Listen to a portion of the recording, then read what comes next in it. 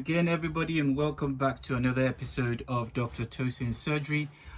This should be episode 14, and today we are going to be talking about how to exercise without exercising. I'm giving hacking exercise for busy people, little tips and tricks on how you can get your exercise in, particularly if you've got busy schedules, if you're a mom with kids, or you work either as a busy 9 to 5 job or you work a shift. Basically trying to get some exercise in wherever you can. Now, what I'll be talking about are little tricks and exercise. They are not the standard high intensity training exercises that everybody you see all around the place on YouTube or everywhere, but there are little tips and tricks you can get your body moving to help movement. I mean, in orthopedics, which you say life is movement and movement is life, obviously that applies to orthopedics, and only orthopedic people will really understand that. But your body needs to keep moving to help you get the alignment in your bone structure, get you moving, get the blood flowing, get your calories burnt, and just give you that general flow of energy throughout. So we'll be talking about little tips and tricks, starting from things from what you can do in the morning. What you hear from a lot of people when I see clients is they don't have time. If you speak to someone, for instance, when you ask people, oh, how about getting some exercise, the first thing usually a lot of people tell you is, I don't have time to go to the gym.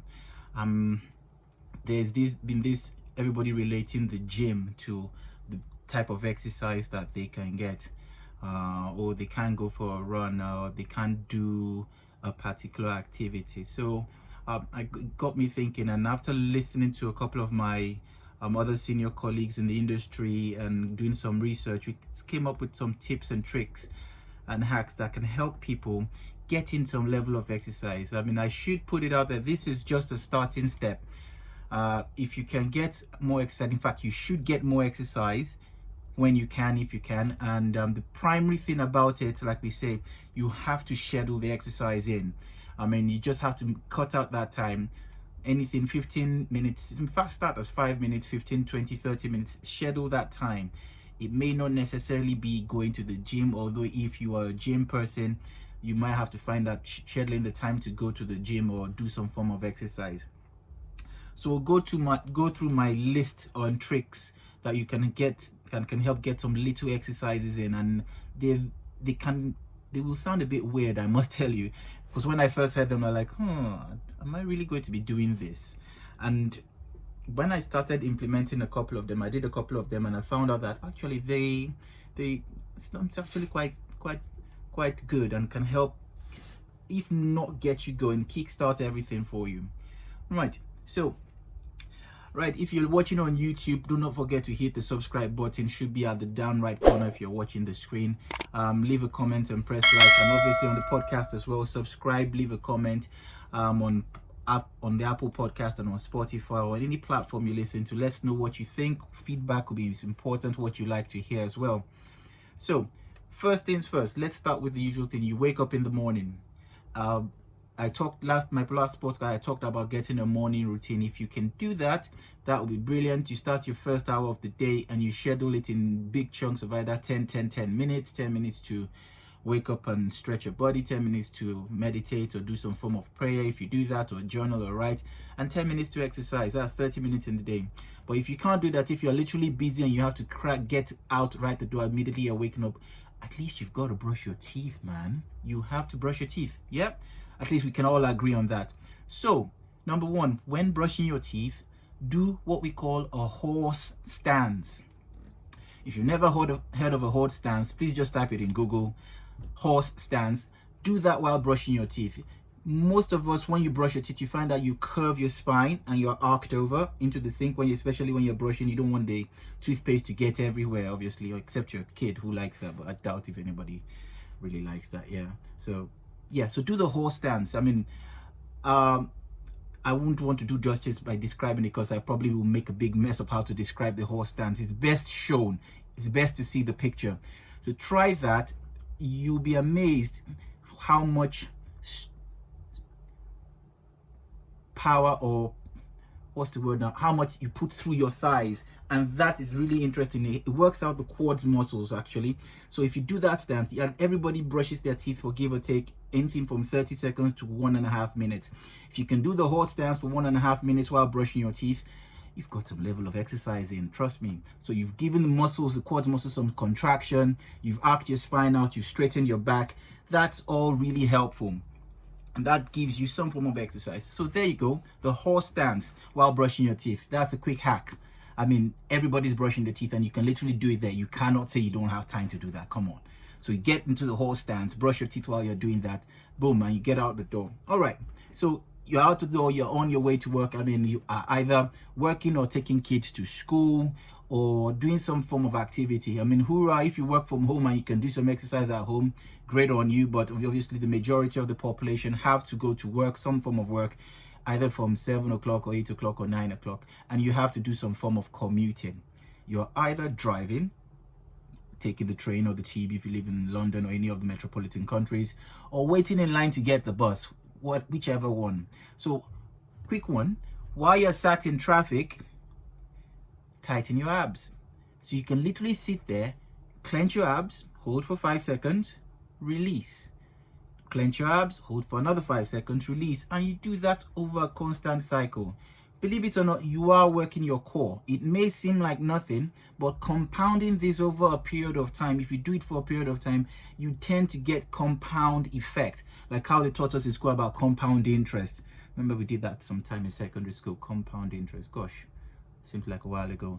Yes, well, the same principle anyway. Compound interest, the compounding effect over a period of time, little by little, a little becomes a lot, isn't it? So try doing that. Clench your abs, release your abs. You could do that while you're sat in traffic, while you're sat on the tube. Instead of, well, you can listen to music as well, obviously, or listen to my podcast here while you're on the tube and clench your abs. Yeah, that's good. That's a good one. Or even if you're reading a book or having a chat, you can do that. Clench your ab for 5 seconds, release. That's something you could do.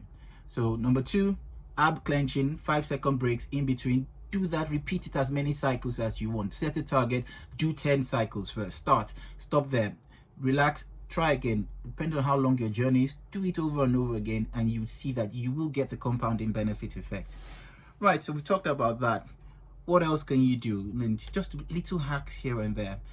If you're standing on the train or you're standing in line, especially if it's lunchtime, for instance, and you are in line to get something from either the cafeteria or buy it from the nearest shop, maybe you're grabbing a quick sandwich or something hopefully healthy to eat, and you're standing in line, you can literally just do what we call cow phrases.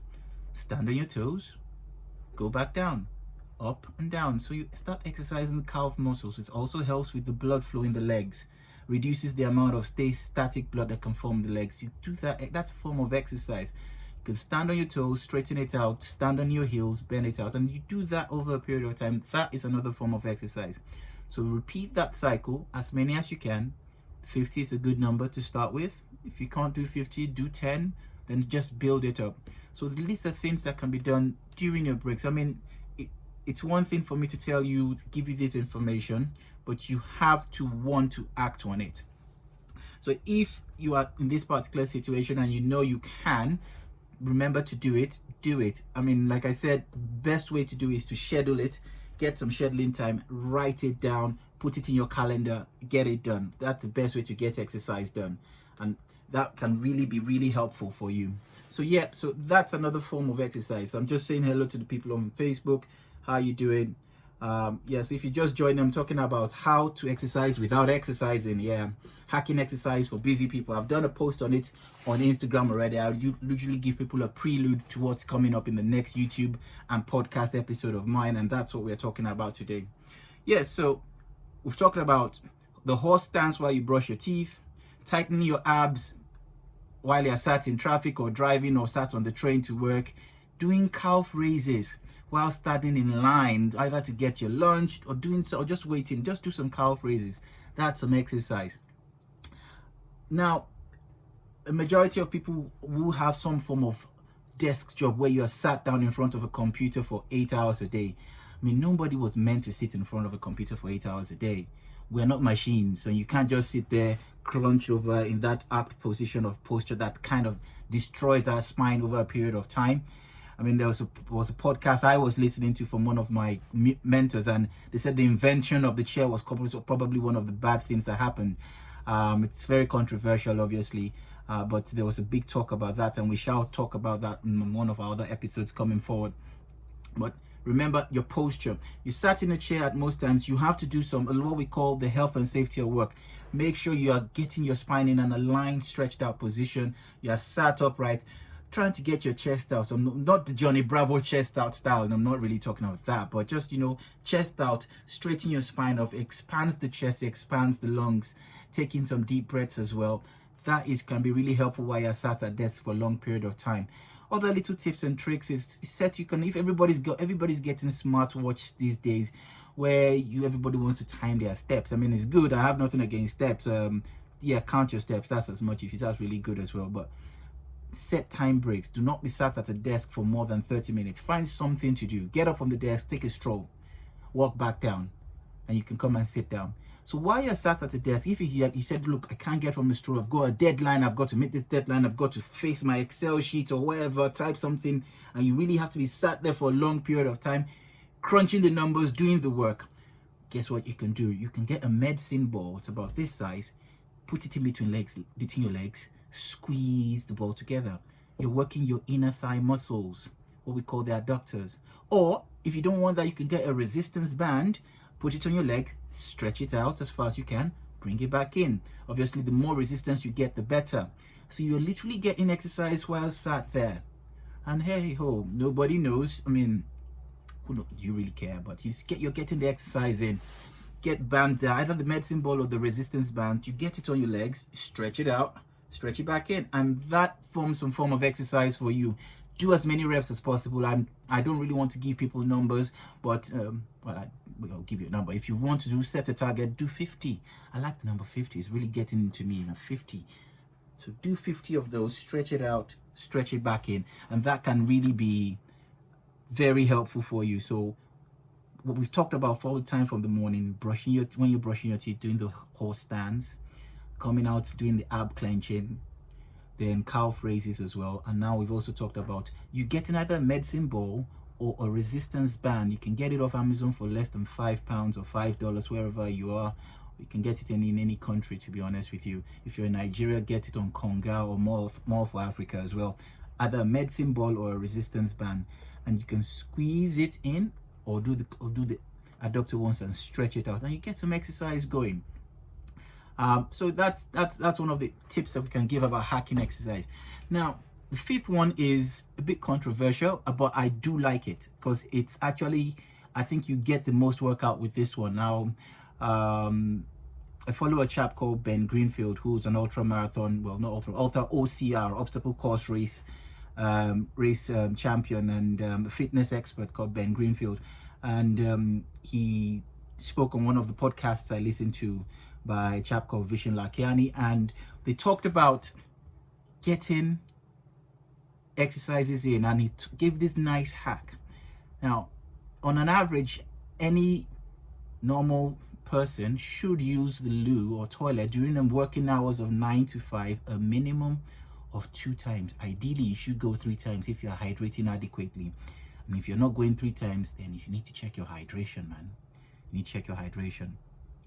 So you use the loo at least 3 times. 3 toilet breaks minimum. Toilet is a private place. Obviously more inclined for when private in the sector. Men tend to stand and do their stuff over the loo. But if you can get into a cubicle, do some squats, man. If you do your business, get into the toilet, close the door, and get in 50 squats.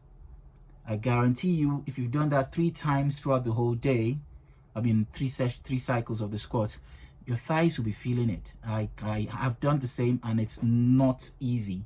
It's not easy. So I heard Ben Greenfield talk about this, and he said he literally does it everywhere. When he's on the plane, when he's out for dinner, in between meals. Say, what are you doing? Say, yeah, he goes out just before a big meal. He can go to the bathroom as he's used the toilet, gets in the cubicle, does some squats. And he does it for 1 minute. I mean, obviously, in that particular situation, I found that 1 minute can be a very long time to do squats. So I got in my 50, got out, 30 seconds, bam, everything done. But your thighs will feel it, and you start finding that you're getting in exercises. So these little hacks here and there are very, very helpful. Very, very good for helping you with your exercise. So little tiny exercises there. Yeah, okay. So we've talked about this ones, and feel free to let me know what you think. I mean, I feel that's one of the best things you can do. I mean, you don't have to look for any weights to lift or try to change into gym clothes. You've gone to do what you do naturally, and you just added squats on top. That is simple. I mean, the caveat there is if you're in a workplace where your toilet is mucky and dirty, you don't want to be spending more than 30 seconds in there, man. I'm sorry.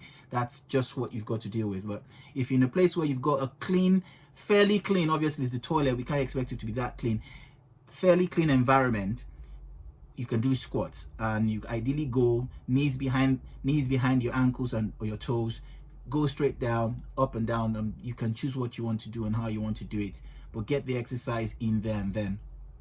So that's it. That's another tip for exercises you can do. Now, one of the other interesting things that people say is they don't have time to do stuff and do this. But if you're a family person, either your mom with kids or dad that goes up to his family with kids as well, one interesting way to get some exercise in, believe it or not, is play.